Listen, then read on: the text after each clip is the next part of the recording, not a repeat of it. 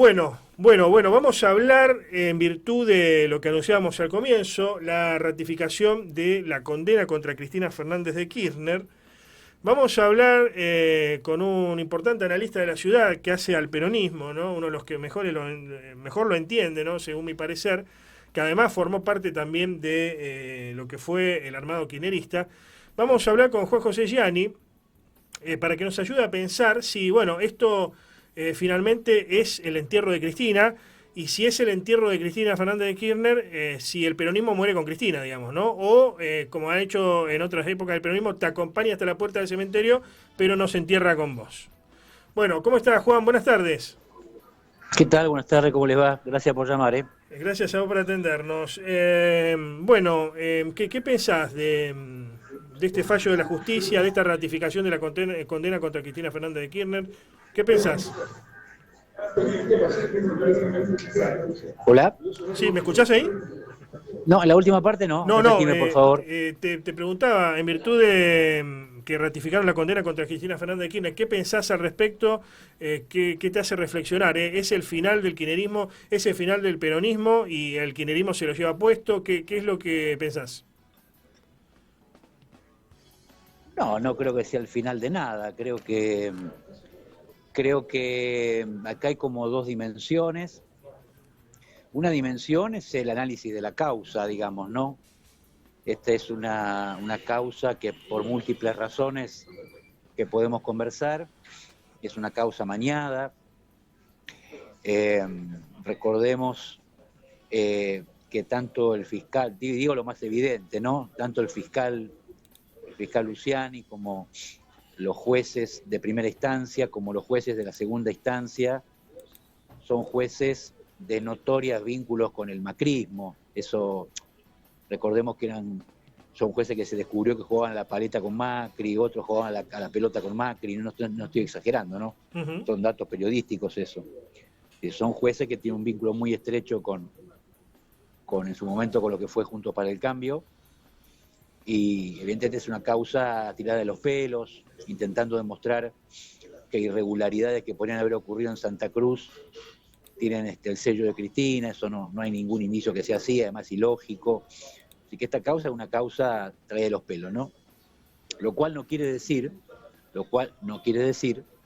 que durante el kirchnerismo haya habido hechos también probados Ujú. de corrupción, aunque no sean hechos de corrupción en la cual Cristina haya tenido responsabilidad directa. Entonces, yo creo que una cuestión es el fallo judicial, que es por supuesto muy cuestionable, y otra cuestión, que sí es cierta, es que efectivamente ha habido ciertos hechos vinculados a la corrupción en la gestión pública que la imagen del kirchnerismo la han golpeado. Eso es cierto, las dos Claro. cosas son verdad, ¿no? Ujú.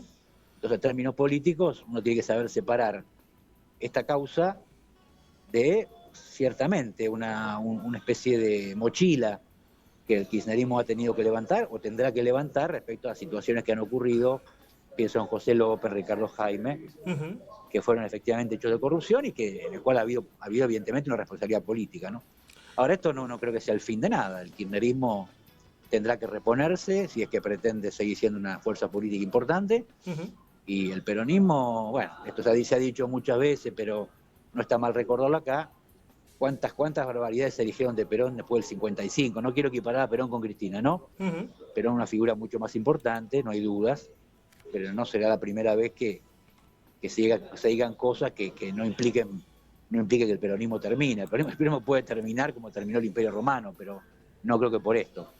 Ahora, es evidente que bueno, la imagen del kirchnerismo no está bien o no está como en otra época donde era incluso policlasista. El kirchnerismo abarcaba varios sectores de la sociedad, ¿no? La Cristina de su esplendor está más bien disminuido. Y como me decía un gran dirigente peronista en el último tiempo, ¿no? Pero no voy a nombrar para no generar no generar ningún problema, pero me decía, eso de que, bueno, el kirchnerismo es una cosa, el peronismo otra, ese análisis intelectual lo hace alguien que le interese la historia, que le interese la política, pero la gente en la calle dice, kirchnerismo igual peronismo. Por ende, si el kirchnerismo es acusado y condenado por determinadas circunstancias, al peronismo se le transfiere todo eso, ¿no? ¿Lo ves esto como un golpe también al peronismo? A ver, yo creo que las cosas hay que mirarlas en términos históricos, me parece a mí, Antonio. Por empezar, si miramos en tiempos históricos, el peronismo se achicó y el kirchnerismo se achicó. Eso es así. Ese es un dato muy importante para lo que voy a decir a continuación. Recordemos que en vida de Perón, el peronismo sacaba el 62% de los votos, ¿no? Eso ya no es más así. Yo diría, después de la muerte de Perón y después de la dictadura, el espesor político del peronismo ha ido decreciendo. Sigue siendo una fuerza, tal vez la fuerza política mayoritaria, tomada individualmente. El peronismo en general, digo, ¿eh? Pero su volumen histórico ha ido decreciendo. ¿Por qué ha ido decreciendo? Bueno, en parte por sus propios errores. Y cuando digo errores me refiero a lo que ha venido cometiendo desde el 73 a la fecha, digamos. En un ciclo largo, el peronismo hoy es una fuerza que tiene que construir una mayoría. Antes la tenía atada, ahora la tiene que construir, el peronismo en general. Y dentro de eso, al kirchnerismo le pasa lo mismo. Si, como bien vos decís, Cristina sacó el 54% de los votos y hoy no tiene eso de ninguna manera. Entonces, tanto el kirchnerismo como el peronismo hoy han disminuido su influencia en la política argentina. Eso es así, es un dato. Y por lo tanto, una menuda tarea, tanto del kirchnerismo como del peronismo, es justamente, no digo volver al pasado, al cual nunca se vuelve, pero sí recuperar una potencia política que está disminuida y además, bueno, viene una derrota electoral. Hace muy poco, ni más ni menos que con Milei. Entonces es digamos, un mal momento del peronismo, no hay duda, y un mal momento del kirchnerismo, no hay dudas. Entonces, ese es un diagnóstico, me parece, que no se remite a este episodio que estamos comentando, porque yo creo, como te decía recién, creo que esta idea de que ha habido, digamos, que durante el kirchnerismo / peronismo, si queremos decirlo así, ha habido situaciones vinculadas a la corrupción y evidentemente ha hecho un daño, no hay duda, le ha hecho un daño, más allá que esta causa, como dije, me parece que es la causa amañada. Pero hay otros episodios que no han sido amañados, que bueno, que hablan de que efectivamente se han producido hechos de corrupción, como en otros gobiernos. Pero a mí lo que hacen otros gobiernos, el problema de los otros gobiernos, a mí en lo particular me interesa lo que hace el proyecto político con el cual me identifico, ¿no? Entonces, ahí tenemos evidentemente un daño, que bueno, que es una tarea futuro, recomponer, resarcir, digamos, recuperarse, y dar señales de que cosas que han pasado no van a volver a pasar. Me parece que eso es fundamental, ¿no? Históricamente, no sé si pensás esto, pero bueno, perdón, me parece a mí que históricamente el peronismo, si simbolizó algo en cuanto a los trabajadores y en cuanto a los sectores populares, era que podía canalizar ese odio positivo, digamos, ¿no? Ese odio plebeyo, esa furia plebeya de querer cambiar las cosas, de querer progresar mediante el trabajo, obviamente, de la movilidad social ascendente, pero había un odio plebeyo, una furia plebeya muy importante que se veía en la calle y el popular o el pobre o como se lo quiera ver, o el trabajador era peronista, ¿no? Podía o no coincidir con alguno de sus dirigentes, pero era peronista. Hoy, en buena parte, ese odio plebeyo o esa furia plebeya e incluso esas ganas de movilidad social ascendente, quizás no mediante un trabajo de relación de independencia, como proponía el peronismo, sino mediante el emprendedorismo, mediante el cuentapropismo, como propone el mileísmo o el gobierno de Javier Milei, pero hoy se ve en el gobierno nacional. ¿Coincidís con eso? Sí y no. Es decir, ¿en qué sentido? Sí y no. Creo que evidentemente no se puede entender que una persona gane una elección con el 55% de los votos en un balotaje si ese no es un voto socialmente transversal. Es decir, claro. Es evidente, igual que Macri. Macri, cuando Macri creo que sacó el 52 contra Scioli, bueno, nadie saca el 52% de los votos en la Argentina si no lo votan sectores populares, imposible, ¿no? Entonces hubo voto popular a Macri, que después volvió ¿cuándo fue? 2019 sería, en la fórmula Fernández-Fernández, ese voto volvió. Ese voto se defraudó, pero existió ese voto a Macri. Bueno, no fue el voto mayoritario, mayoritariamente ese voto fue a Scioli, seguramente, como mayoritariamente ese voto en la última elección habrá ido a Massa, pero que hay un segmento de voto popular que al peronismo lo abandonó. Bueno, te diría más, Antonio, no me recuerdo tu edad. 40 años. Bueno, 1984. Ese voto fue Alfonsín. ¿Cómo se explica el 52% Alfonsín si no había voto popular de Alfonsín. Claro. Sí, Alfonsín también tuvo voto peronista, que no le gustaba, digamos, la imagen del peronismo en el momento. Es decir, no es la primera en la historia que el peronismo pierde voto popular. Entonces, eso hay que tenerlo bien en claro. Es decir, el peronismo es una identidad poderosa, pero la fidelidad implica que uno haga las cosas más o menos bien. Claro. Cuando no las hace bien, y lo pierde ese voto. Entonces, con los dirigentes a la cabeza o con la cabeza de los dirigentes, como decía Perón, ¿no? Entonces, ¿qué va a ocurrir a futuro? Y no sabemos qué va a ocurrir a futuro. Quiero decir, de la misma manera que el peronismo pudo recuperar ese voto que fue Alfonsín, que pudo recuperar el que fue a Macri, tal vez pueda, o no, veremos, recuperar el voto popular que fue a Milei. Entonces estamos en un estado como de transición, en el sentido de qué ocurrirá de acá en adelante. No lo sabemos. Evidentemente sí, hay como una advertencia fuerte de que el peronismo y el kirchnerismo como parte de eso, no logró representar por distintas razones. Es cierto que entre el gobierno de Fernández hubo todas malas noticias, eso es verdad también, pero hubo errores, indudablemente, errores de la propia coalición, que hicieron que parte de ese voto se pierda. Entonces el desafío acá es, bueno, cómo recuperar eso que vos mencionás que formó parte del peronismo histórico. Si uno mira la historia hacia atrás, como lo acabo de hacer, diría, lo puede recuperar. Ahora, eso tampoco es mecánico, depende de que haga su conducción, en fin, claro. La situación actual, si querés mi opinión, es inquietante. ¿Cuál debe ser la estrategia, Juan, dentro de la democracia? ¿No? Nadie está pidiendo un golpe de Estado. Hay algunos que dicen, no, Milei termine. Sí.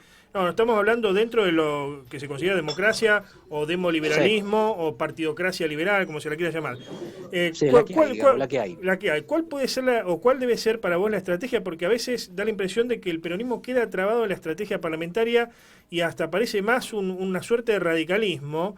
Y además otra cosa, Milei sin legisladores, sin mayoría de legisladores, sin gobernadores prácticamente, pudo sacar las leyes que quería, sin el peronismo inclusive, o sea, si vota el peronismo en contra, no le interesa, porque tiene aliados, porque tiene incluso radicales aliados, tiene los del PRO. ¿Cuál debe ser la estrategia institucional?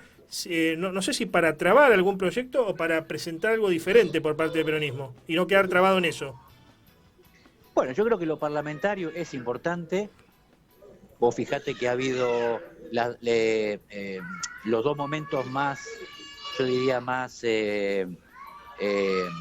dificultosos para el presidente fue cuando tuvo que vetar, ¿no? Claro. Entonces esos dos vetos fueron vetos de leyes que sacó el Parlamento, obvio, y que le costó mucho poder vetar. Vetó y estuvo muy finito el final, ¿viste? Entonces esos fueron productos de estrategias parlamentarias exitosas, donde, y vos contesto tu pregunta completa, donde qué es lo que logró hacer el peronismo y el kirchnerismo, y logró juntar, es decir, aliarse con, vincularse con, encontrar puntos comunes denominadores con fuerzas que en muchas otras circunstancias no querrían tener nada que ver con el peronismo. Pienso en Margarita Stolbizer, en Carrió, es decir, que difícilmente serían aliadas electorales.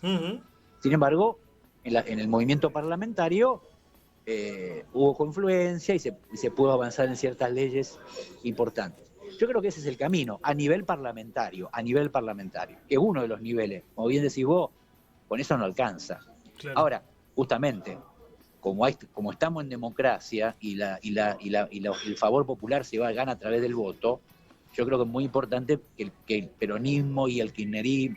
Yo creo que una cosa que, tomando lo que te decía recién, Antonio, una cosa que tenemos que ser conscientes todos es que el peronismo no solo no alcanza en la Argentina para construir una mayoría, por lo que charlábamos hace un rato. Entonces no alcanza, ¿no? Está demostrado por la historia reciente. Entonces, si el peronismo no consigue concitar la simpatía de sectores que están por fuera de sus fronteras, le va a ser muy difícil, ¿no? Entonces, me parece que tanto a nivel parlamentario, como a nivel electoral, como a nivel social, acá hay una tarea muy importante, decir, bueno, señores, tratemos de abrir instancias de coordinación, de diálogo, con sectores que han sido incluso refractarios al peronismo. Si eso no se consigue, y va a ser difícil, ¿no? Y Bien. Creo, y otra cosa quiero decir, es que eso implica un paso previo, que es un paso que todavía no se ha dado. Y ahí Cristina, le hago una crítica a ella, acá hay que hacer un proceso de autocrítica. Si no, es muy difícil recuperar la confianza popular si uno no admite los errores que cometió.